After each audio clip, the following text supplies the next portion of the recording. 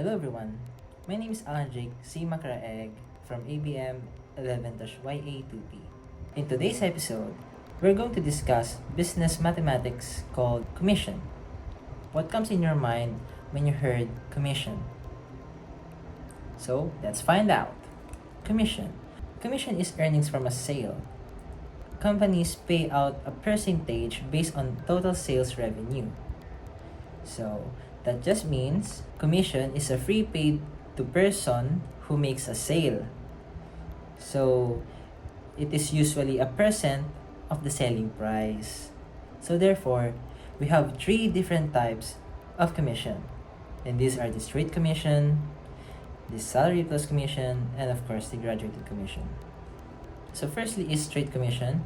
It is an employee only receives a percentage of the sales made. No additional compensation is given or guaranteed, which means it is calculated to be the person's wage based on solely on sales.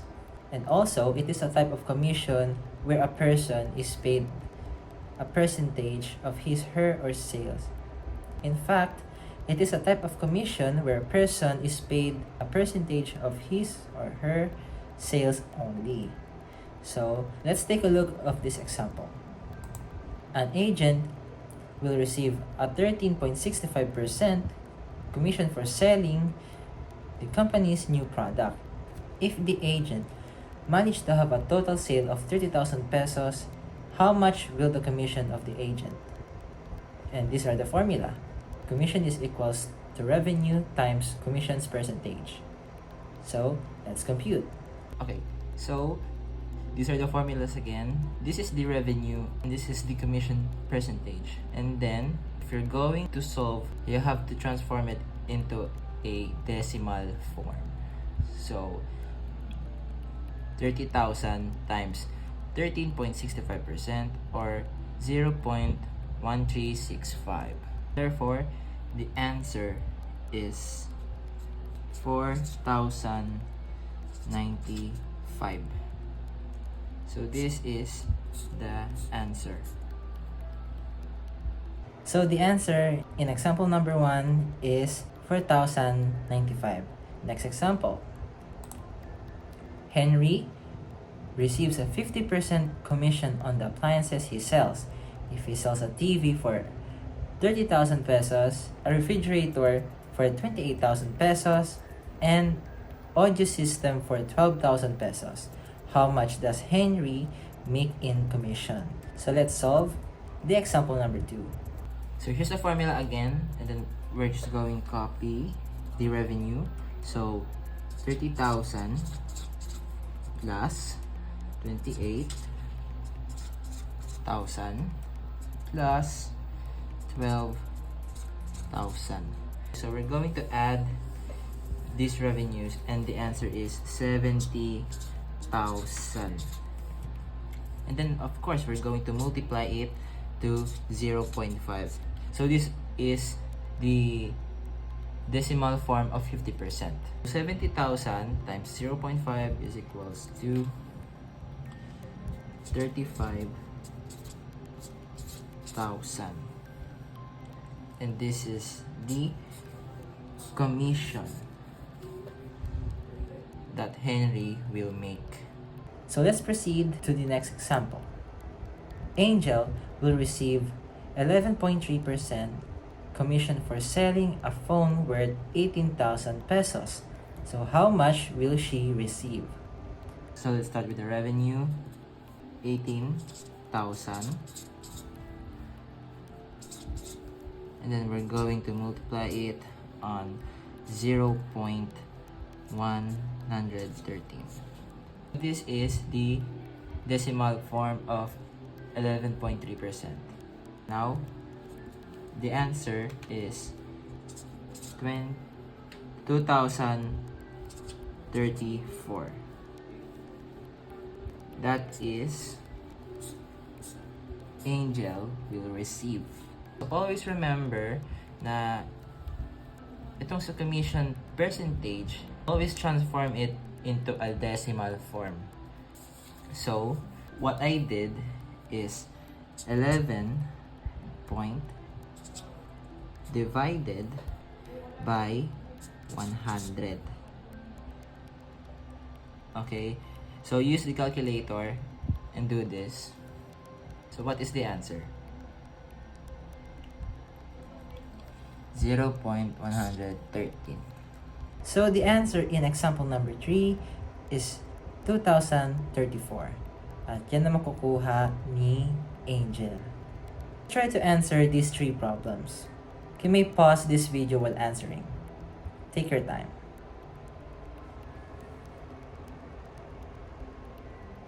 Done already? Now, let's answer number 1. An agent will receive a 25.5% commission for selling a bike worth 27,000 pesos. And how much will the agent receive? Okay, so 27,000 times 25.5%. Okay, so anong gagawin nyo ulit? Transform this into decimal form. And you're going to divide it to 100 as always.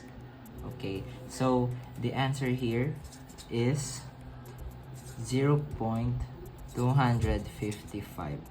Then the answer is 6,885. So that is the final answer for number 1. Next number. Tommy receives 20% commission on the toys he sells. If he sells an action figure for 1,200 pesos and a die-cast cars for 800 pesos, how much does Tommy make in commission? Okay, so therefore we have 1,200 for action figure and 800 pesos for die-cast cars. Always transform this into a decimal form. Okay, so therefore we have 0.2, 1,200 and 800. And the answer is 2,000.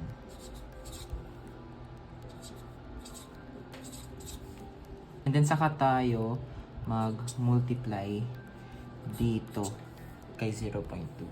And then the answer is 400. So the answer in number 2 is Tommy will get 400 pesos only. And number 3, Richard receives 10.5% commission for selling eggs worth 200 pesos. How much will Richard receive? So now, let's solve for number 3. So 200 pesos times 10.5%.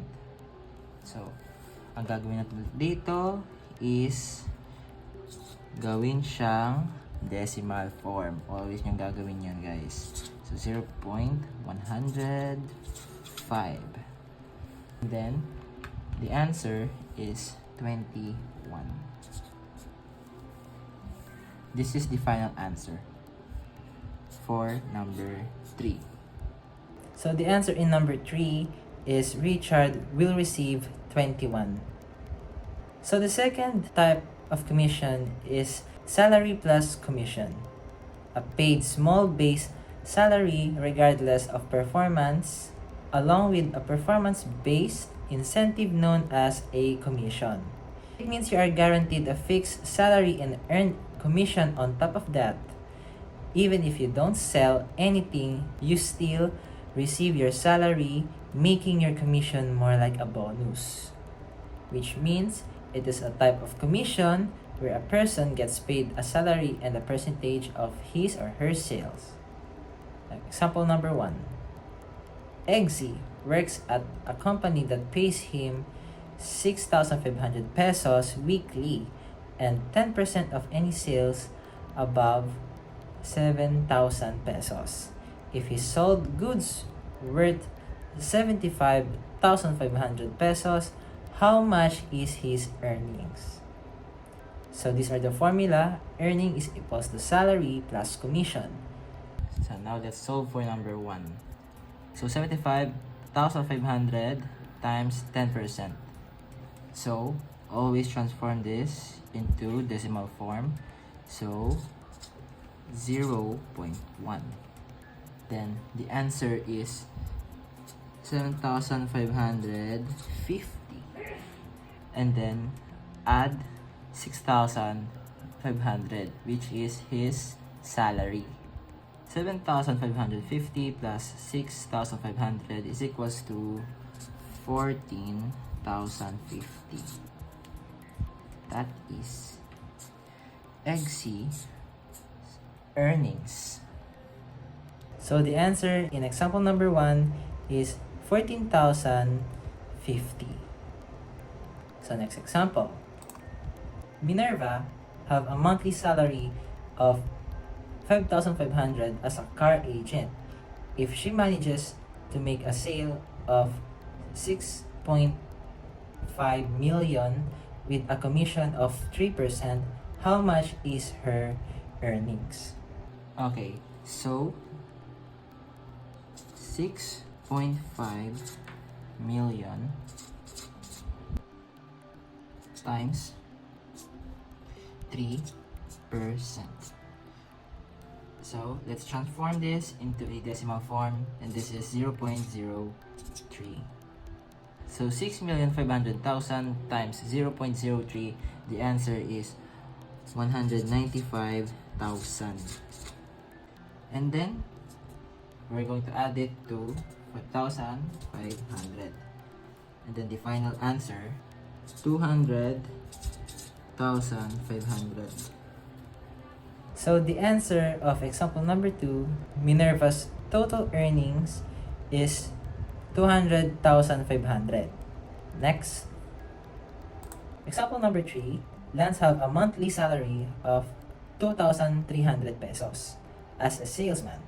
If he manages to make a sale of 50,000 pesos with a commission of 5%, how much is his earnings? So, 50,000 times 5%. Transform this into decimal form again, and then 0.05. Okay, so therefore, the answer is 2,500. We're going to add 2,500 to 2,300. And then, the final answer is 4,800. And always transform this into decimal form. Lagi niyong gagawin yan, guys. So therefore, Lance's total earnings is 4,800. So let's proceed to this activity. You may pause this video while doing or solving these 3 problems.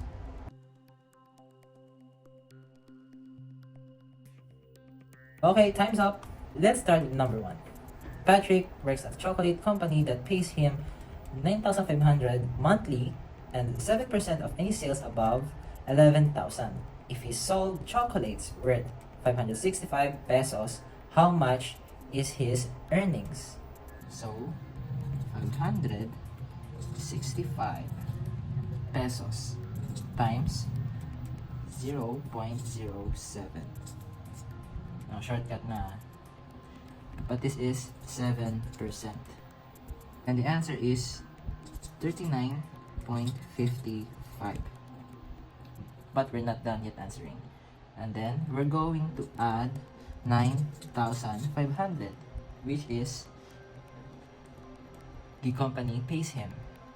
And then the final answer is 9,539.55. And this is Patrick's earnings.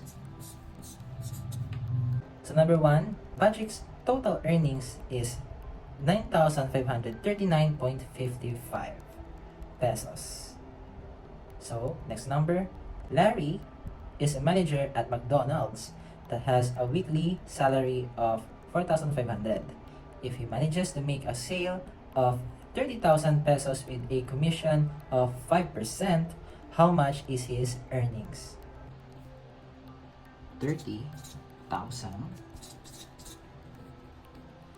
times 0.05. This is 5%, okay? Pinapaalala ko lang. So the answer here is 1,500. And we're going to add 4,500. 6,000.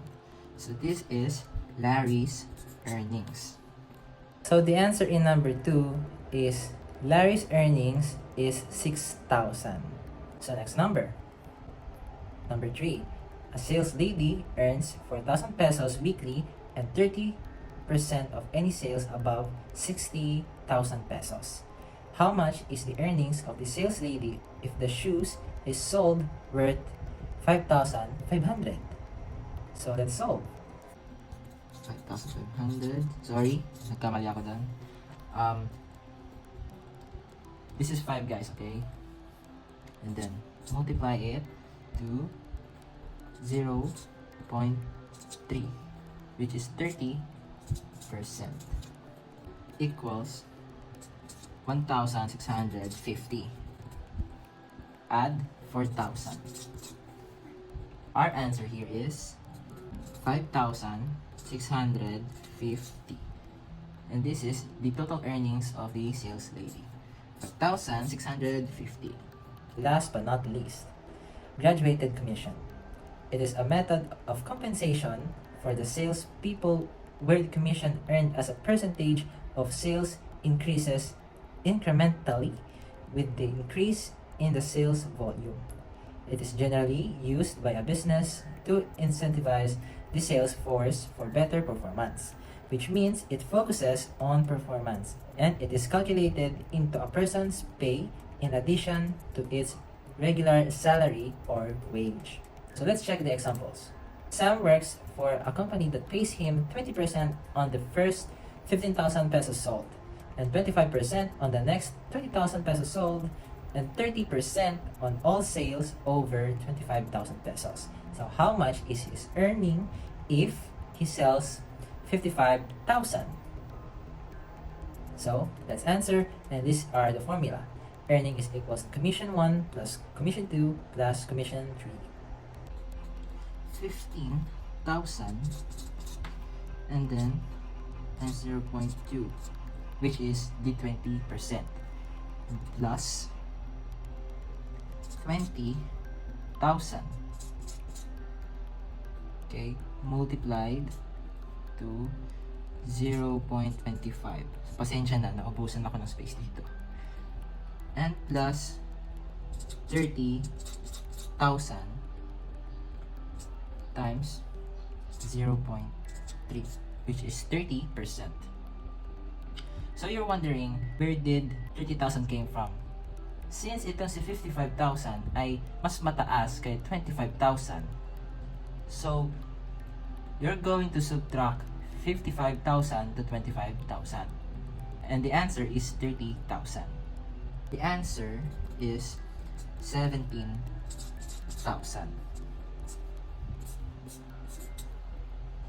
So, since hindi natin siya ginawang step by step, tuturo ko sa inyo kung paano nakuha ito.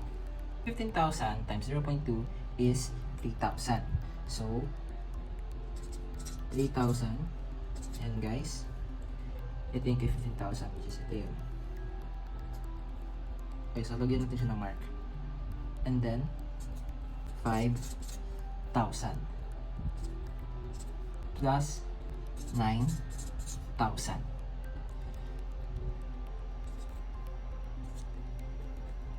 Okay, so 3,000 plus 5,000 plus 9,000 is equals to 17,000. So that is the total earnings of Sam. Next question.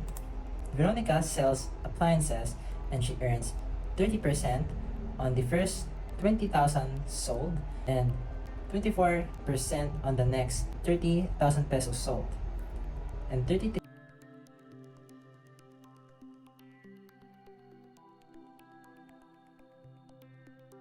How much is Veronica's earnings? So 20,000 times 0.3, which is the 30%. And then plus 30,000, oh my god, napangat ang sulat ko guys, I'm sorry, times 0.24, which is the 24%, plus, since mataas naman itong si 45,000 compare mo kay 44,500, so wala na yan, it will be 0. And the final answer here is 1,000, actually it's 13,200. So Veronica's earnings is 13,200. Next example. Raven sells wines and he earns 10% on the first 13,000 pesos sold and 15% on the next 20,000 pesos sold and 20% on all sales over 26,000 pesos. If he had a monthly sale of 23,500, how much is his earnings? Example number 3. So 13 times 0.1 plus 20,000 times 15% or 0.15 plus mas mataas sa 26,000 kaysa kay 23,500. It is 0 already. To 1,300 plus 20,000 times 0.15, 3,000. 1,300 plus 3,000 is equals 4,300 pesos. That is Raven's earnings. And now, please solve and take your time. And you can pause this video.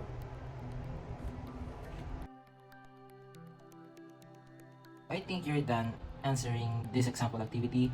So, let's solve for number 1. Damien sells canned goods and he earns 5% on the first 7,000 pesos sold, and 10% on the next 15,000 sold, and 30% on all sales over 17,000 pesos.